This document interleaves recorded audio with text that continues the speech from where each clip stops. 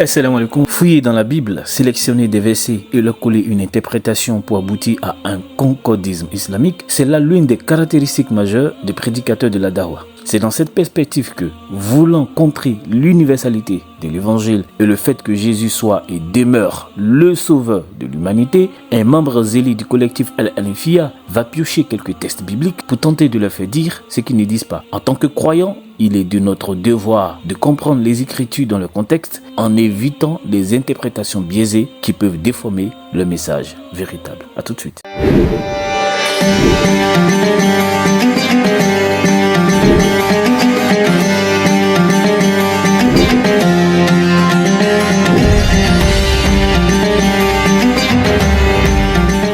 Après sa résurrection d'entre les morts, Jésus confie une mission de grande envergure à ses disciples. Matthieu 28, les versets 19 à 20. Allez donc de toutes les nations, faites des disciples, les baptisant au nom du Père et du Fils et du Saint-Esprit, leur apprenant à garder tout ce que je vous ai prescrit. Pour Ismaël Al-Hanafi, par toutes les nations, il faut comprendre uniquement les Israélites de la diaspora juive et non les non-juifs. Qu'est-ce que ça veut dire lorsque Jésus dit « Allez dans toutes les nations, faites des disciples » ? La première des choses à savoir, c'est que Jésus n'a pas été envoyé au monde entier. Pourquoi ?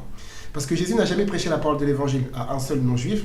Il a interdit à ses apôtres d'aller prêcher la parole de l'évangile aux non-juifs. En fait, à l'époque de Jésus, les juifs, en fait, ils étaient éparpillés partout dans le monde. Et c'est ça que vous allez retrouver dans le texte de Actes des apôtres. Que pendant la période du pèlerinage, en fait, il y a des juifs de toutes les nations sous le ciel qui sont venus à Jérusalem pour adorer le Tout-Puissant. Donc en fait, quand Jésus il dit « Allez dans toutes les nations, faites des disciples », ça ne veut pas dire aller prêcher aux non-juifs, les étrangers, les païens à droite à gauche. Non, c'est aller prêcher dans les nations où les juifs ont été éparpillés, aller les inviter, aller les prêcher pour qu'ils viennent, n'est-ce pas, profiter au message messianique. Mais en fait, c'est quelque chose qui est orienté uniquement vers les enfants d'Israël qui étaient justement dans ce qu'on appelle la diaspora juive, d'accord ? Ceux qui étaient éparpillés, dispersés partout dans le monde. C'est les juifs uniquement. Ce discours est erroné pour trois raisons simples. La première, c'est que dans le même texte de Matthieu, le chapitre 10, les versets 4 à 5 qu'il a cité, Jésus a mentionné le fait de ne pas aller chez les Samaritains. Pourtant, plus tard, en Jean le chapitre 4, il s'est entretenu avec une Samaritaine.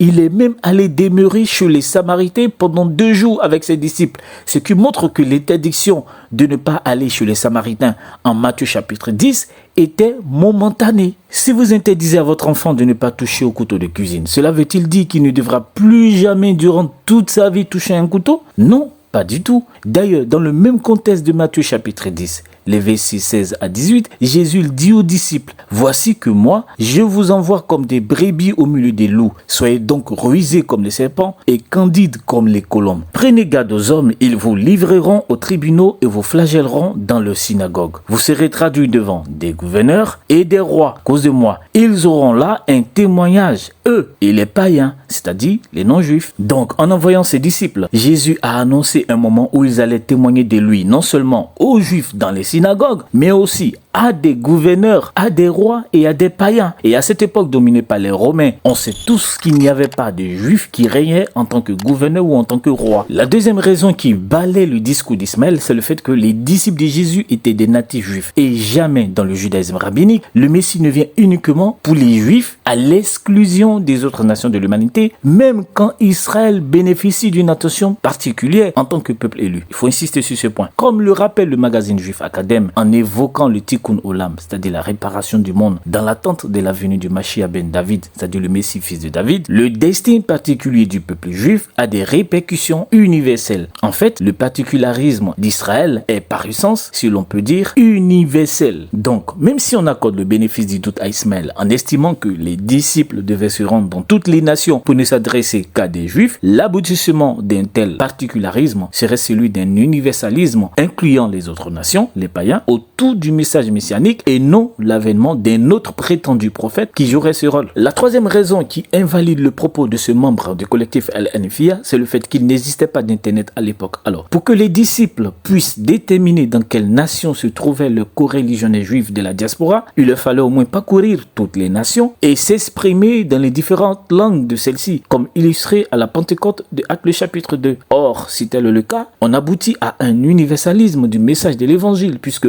de De nombreux juifs exilés, comme ceux d'Alexandrie en Égypte par exemple, ne comprenaient ni l'hébreu ni l'aramien et quelques-uns s'étaient d'ailleurs alliés en mariage à des gens des autres nations. Par conséquent, même en nous appuyant sur les postulats des bases d'Ismaël al-Hanifi par rapport à Matthieu 28 verset 19, le caractère universel de l'évangile s'impose. Mais la réalité est que Jésus n'a nullement imposé une restriction aux disciples à cette occasion, leur disant d'aller dans les nations païennes, mais de sélectionner ceux à qui ils allaient prêcher l'évangile. Ça n'existe nulle part. Parce qu'il n'y a aucun apôtre de Jésus, dans la Bible ça n'existe pas.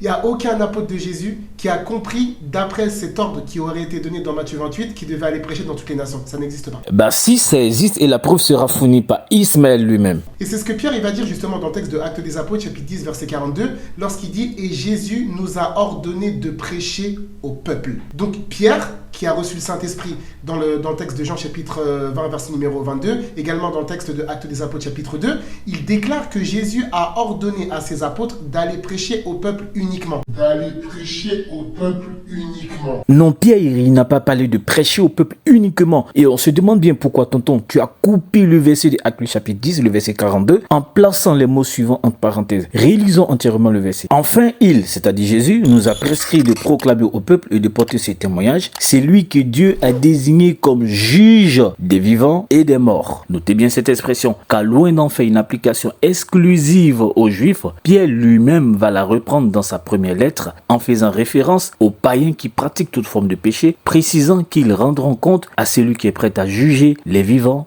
et les morts. Ainsi, selon le témoignage donné aux apôtres, Jésus est celui qui devra juger l'humanité tout entière. Par conséquent, le message de l'évangile devra être annoncé à la fois aux Juifs et aux païens. Clairement, on s'aperçoit que Ismaël a camouflé ce détail dans le discours de Pierre qui met en exergue l'universalisme quant à l'évangile du Christ. Revenons sur la proclamation de Pierre. Un deuxième détail attire notre attention. L'apôtre parle bel et bien d'une proclamation faite au peuple, à comprendre le peuple d'Israël. Et c'est sur ce point que Ismaël a voulu mettre l'emphase en excluant les païens. Il déclare que Jésus a ordonné à ses apôtres d'aller prêcher au peuple uniquement. Il lui aurait suffi sur le coup de faire un saut de 7 chapitres en arrière et de voir ce que Pierre a réellement dit au peuple. En Actes le chapitre 3, Pierre et Jean, ils venaient d'opérer un miracle au nom de Jésus en guérissant un paralytique près du temple de Jérusalem. Le peuple est agité et sous l'émotion car il s'étonne du miracle qui vient d'être accompli. Les deux apôtres saisissent l'occasion pour leur prêcher la bonne nouvelle au sujet de Jésus et nous lisons dans les versets 25 à 26 « C'est vous qui êtes les fils des prophètes et de l'alliance que Dieu a conclue avec vos pères lorsqu'il a dit à Abraham « En ta descendance, toutes les familles de la terre seront bénies. » C'est pour vous que Dieu a d'abord, écoutez bien, que Dieu a d'abord suscité puis envoyé son serviteur pour vous bénir en détournant chacun de vous de ses méfaits. Que déclare Pierre ici? Il cite la promesse de Dieu faite au patriarche Abraham en Genèse le chapitre 12 le verset 3, Genèse le chapitre 18 le verset 18 et Genèse le chapitre 22 le verset 18, selon laquelle toutes les familles et nations de la terre seront bénies en lui et en sa descendance. Comme le rappelle une note de la Bible Tob sur Genèse 12 le verset 3, l'auteur de ce verset veut montrer que la bénédiction prononcée par Dieu en Abraham n'est pas limitée au seul peuple d'Israël. Dès les premiers chapitres de la Bible, la promesse contient une dimension universelle.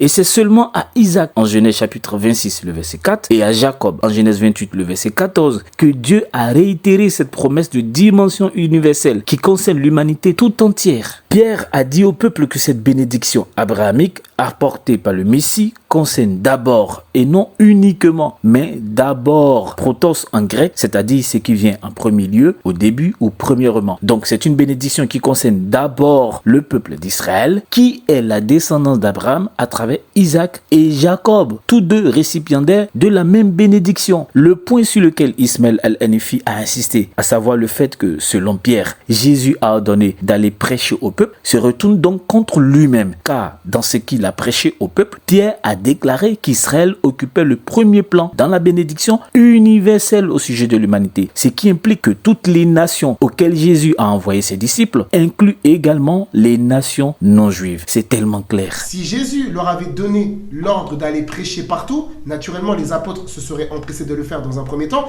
et Pierre lui-même l'aurait dit, il aurait mentionné que effectivement Jésus nous a envoyé prêcher à toutes les nations, chose que Pierre n'a pas fait.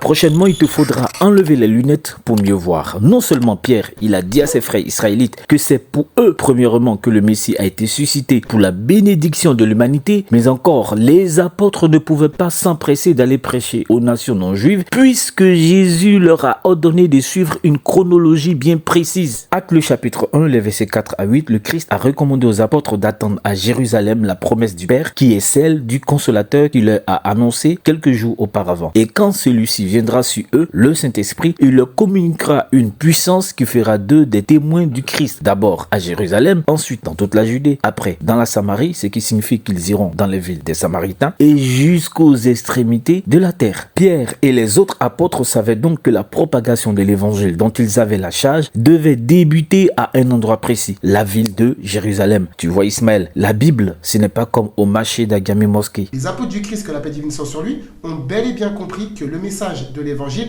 devait être réservé uniquement aux enfants d'Israël, et c'est vers ces derniers que Jésus, que la paix divine soit sur lui, les a orientés et leur a ordonné d'aller prêcher. On a deux choix. Sur les apôtres de Jésus, que la paix divine soit sur lui, qui ont reçu le Saint-Esprit, qui ont mangé, dormi et bu aux côtés de Jésus, sont des personnes qui ne comprennent pas les textes, même avec l'assistanat du Saint-Esprit, soit les chrétiens ont fait une erreur d'interprétation. Je voulais choisir entre ces deux hypothèses. Ce n'est aucune d'entre les deux, mais il y a deux autres hypothèses que tu sembles avoir oubliées. Soit tu ne sais pas comment faire une étude biblique et pour ça on peut t'aider, soit malgré toute l'assistance d'Allah Azzawajal et de l'ange Gibril, tu n'as pas encore compris que pour les apôtres de Jésus, le message de l'évangile devrait être prêché prioritairement aux enfants d'Israël et par la suite à toutes les autres nations jusqu'aux extrémités de la terre. Barakallahu fikum. Assalamu alaikum.